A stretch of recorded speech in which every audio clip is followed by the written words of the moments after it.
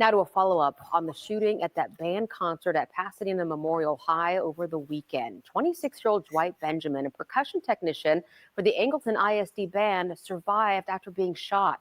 KPRC2 reporter Corley Peel spoke with Benjamin, who is now home from the hospital. Corley? Lisa, Dwight Benjamin says he can't wrap his head around what happened. He says Angleton ISD had just won first place that day, and they were celebrating when he was shot out of nowhere. Do you remember what happened? I didn't see the guy. Like, I just saw him. I just saw like a person in the corner, but I didn't, think nothing of it. We were all just kind of just standing, talking, laughing, just, talking about what we're going to do next week. Just a big explosion. That's when it happened. Dwight Benjamin says the bullet went in and out of his shoulder like a fastball. He still managed to run out the door. I didn't really register that I was shot until I got outside. He says two students, Charlie and Michaela, rushed to his rescue after he fell to the ground. But he's just like 17. He picked me up and like carried me across the street. But, given that he was also anxious and he could only hold me for so long, so we fell again. Yeah, the girl, her name is Michaela, and she was volunteering in first aid. So thank God I ran into her, out of all people. Like Charlie took his shirt off and wrapped it around. She was keeping pressure on it, stopping me from, I was like going in and out of consciousness. Once paramedics arrived, Benjamin was life flighted to the hospital. The shooter, 83-year-old Dennis Brandl, was stopped by citizens and an off-duty officer at the scene. Have you ever seen this man before? No. You don't know him? Not at all. Pasadena police say the shooter made comments that he and his wife were being followed. He has also been ordered a mental health evaluation. Now, Benjamin says it could take several weeks for him to recover, but mentally he has a long road ahead of him. Now, coming up tonight at 6, the concerns he has with circumstances surrounding this investigation and the answers we are pushing for. In the newsroom, Corley Peel, KPRC 2 News. All right. Peace and blessings, all praises due to the Most High. And here we have yet another outburst of elderly white violence towards black men. And in this case, 83-year-old Dennis Brandl shot that young man, 26 years old, as he was on stage after a performance, which he and his team won first place. Now, already, and we're going to get deeper into, they're going to get very deep into this angle. Already they're going with the mental health aspect. He didn't know where he was. He and his wife felt threatened. And out of all the people in that crowd, he shot the black person. Now, that part of America, Pasadena, Texas, only has about 3% black population. So out of all the people in the crowd, he shot this black man. But it's going to get very deep as they try to make this man the victim. Just check out this video, and I'm going to be back with more commentary. This is fair use for literary and commentary purposes only. Just watch. It's into why police say an 83-year-old man walked into Pasadena Memorial High School over the weekend and opened fire, wounding a man in the shoulder he didn't even know. The attorney for Dennis Brandl is telling us his client was suffering from a mental health episode. Matt Doherty is live at Pasadena Memorial High with what else we're learning from the attorney. Matt.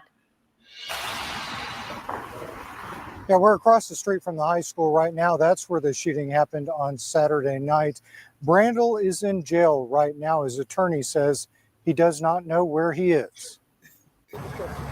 This is the scene at Pasadena Memorial High School on Saturday night. Chaos after an elderly man fired a gun, shooting Dwight Benjamin, who was attending a band competition. 83-year-old Dennis Brandl opened fire through the door of the auditorium and was reportedly looking for more targets when he was tackled and restrained by 4 fathers of students at the competition. Nobody could predict that this would have happened. Tonight, we're hearing from the defense attorney representing Brandl, who spoke with KHOU 11 shortly after his client's bond was increased to $300,000 this morning. Retired Navy veteran, no criminal history, never hurt anybody in his life. Attorney Paul Doyle says Brandl was heading to the coast on Saturday with his wife when he pulled off the freeway and headed toward the school. His wife needed to use the bathroom. She's a former school teacher.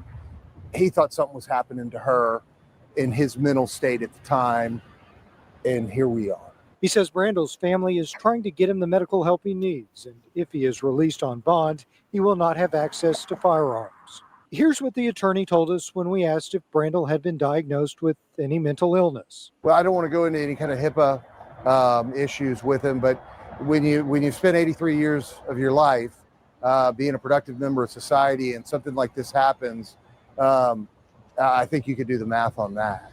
The attorney is calling this a tragic incident and is glad the victim is expected to be okay and that nobody else was hurt. The judge has ordered that Brandl undergo a mental evaluation. Back to you. All right. There you see it in full play. The veteran, he's never been in trouble at any point in his life. Actually, right now he's in jail, and he doesn't know where he is. You know, he doesn't have any knowledge of what happened. So this man is driving. He's driving with his wife. They said they were traveling, possibly going somewhere. So he's cognizant of the drive, follow directions, get to where he needs to go. Then all of a sudden, his wife has to use the bathroom. Now his mentality just goes out the window. Well, I think somebody's following her, so it's a danger to her. So he walks into this school and just shoot the first black person he sees. That this is the regeneralization or the regeneration of that racism. Okay, it's danger. My wife's in danger. The white lady's in danger. So let me walk into this school and shoot the first black person I see. And then they said he was looking for some more targets. Now, even when asked, that lawyer, he said, well, has he been diagnosed with any mental issues? No. The answer to that question is no, because trust believe if he would have been, they would have said, oh, I can't get into any HIPAA. That's not HIPAA. Saying that he has been diagnosed is not a HIPAA violation. HIPAA violation means, okay, well, this is what they're saying about it, blah, blah, blah, blah, blah. So this play right here, and it's going to get very, very, very, very deep because unfortunately or fortunately, depending on how you're looking at it, he died after being released from prison shortly thereafter, from jail. So he actually did not make it to trial. Evidently, the ancestors, as some say, or the spirit of the Most High, acted swiftly and took this would-be killer, because mind you now, it's fortunate that the young man lived, but it wasn't a guarantee. So while you're trying to sweep this under the rug and blame it on mental health and, try to memorialize the people who stopped them. One article had like the forefathers up there who, tackling them to the ground. You're probably going to see this in this next clip.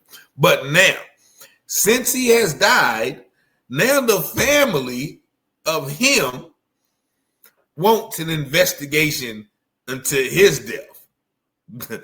That you can't make this up. Just watch this video. Fair use for literary and commentary purposes only. Just watch. Now at 4, the family of Dennis Brandl is calling for an outside investigation into the 83-year-old former inmate's death. It happened just hours after he was released from the Harris County Jail. You may remember Brandl is the man accused of shooting someone at a Pasadena Memorial High School event last month. Our Stephen Goen joins us now with more from the jail with what happened. Stephen. This all started as a shooting incident, but we know Brandl was the suspect in that. He was held here at the Harris County Jail for weeks. Now this case has taken a turn, and Brandl's family, they are raising concerns about the way he died. The final days of Dennis Brandl's life now under intense scrutiny from family. There's just a lot of questions about what happened, when did it happen, and how did it happen. The 83-year-old sudden death happened exactly 1 month after he was arrested. Back on February 1st, Brandl was detained at Pasadena Memorial High School after police say he walked in during a band competition and shot a man in the arm. At the time, Brandl told police that he and his wife had been chased by someone, which never happened. Today, Brandl's son Brad told us. In October of this last year, my dad started experiencing some sort of mental illness. Then it became more problematic, more troubling in December. Though he says his father never sought treatment and was never diagnosed. After his arrest, Brandl was in custody until February 28th, when he was taken to a hospital for medical treatment, according to the sheriff's office. We were waiting on some sort of medical assessments or mental assessment so we could actually have my dad bonded out and placed in a home mental care facility, a secure mental care facility. On March 1st, however, the charges against Brandl were dismissed, according to court records, and he died later from internal bleeding. When he had no gastrointestinal issues prior to that. So that one would get one to suspect that one possible reason is blunt force trauma. Attorney Randall Callanan represents the Brandl family. He argues the 83-year-old's death should be considered an in-custody death and investigated as such. He's now called on the Texas Rangers to look into what happened. Now, in a statement today, a spokesperson for the sheriff's office told us that they found no evidence to indicate that Brandl was injured when he was booked into jail. We'll be keeping an eye on the story as it develops. We're live at the Harris County Jail today. Stephen Goen, KHOU. I didn't even know that. I didn't even know that the charges were dismissed. Now, this 83-year-old white man walked into a building and shot somebody. Now, they were waiting on medical mental health evaluations, as the family said. That never happened. All of a sudden, these charges get dismissed and he's released back to the public. And then he dies, and they're calling it a sudden death. Look, he's 83. When you're 83, there's nothing sudden about your death. He's already claiming to be, mentally unstable, can't remember where he is.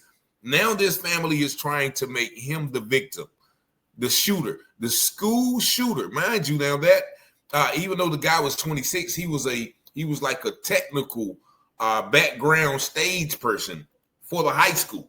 So those were a gym full of high school students, and they're going to dismiss the charges. Imagine if there would have been an 83-year-old black man. It wouldn't have mattered how mentally unstable or how unable to recognize his surroundings would he have been.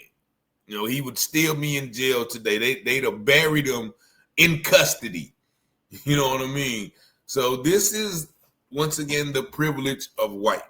The violence that is perpetrated often gets dismissed as mental health issues. And if the violence in the black community often gets validated or prescribed as criminality. This is just and this happened this year, February, where that young black man could have been killed. So out of all the white people in the auditorium, he just shoots the small percentile black person who was there. But, this is just another example of how their two judicial system. Best believe that family's going to shoot that sheriff department. They're probably going to win. They're probably going to win because the only way you're held accountable with law enforcement misconduct is if you're white, if the victim is white. But y'all let me know what y'all think about this video in the comments. Y'all see the number 919-587-7782.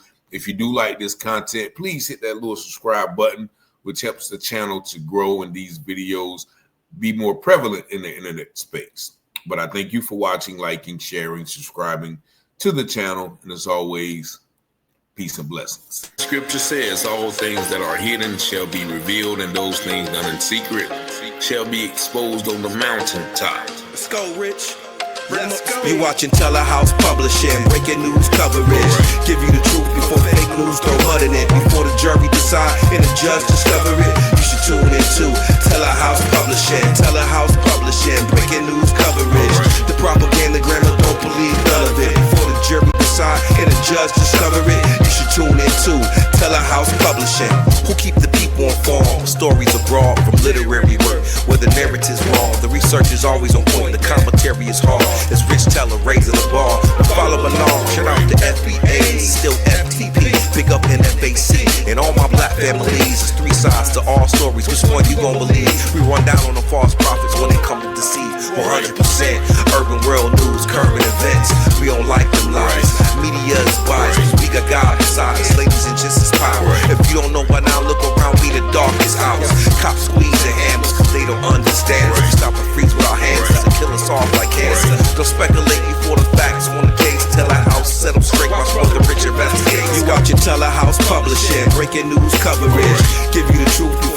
news, don't muddle it. Before the jury decide and the judge discover it, you should tune into Telehouse Publishing. Telehouse Publishing, breaking news coverage. The propaganda grammar, don't believe none of it. Before the jury decide and the judge discover it, you should tune into Telehouse Publishing.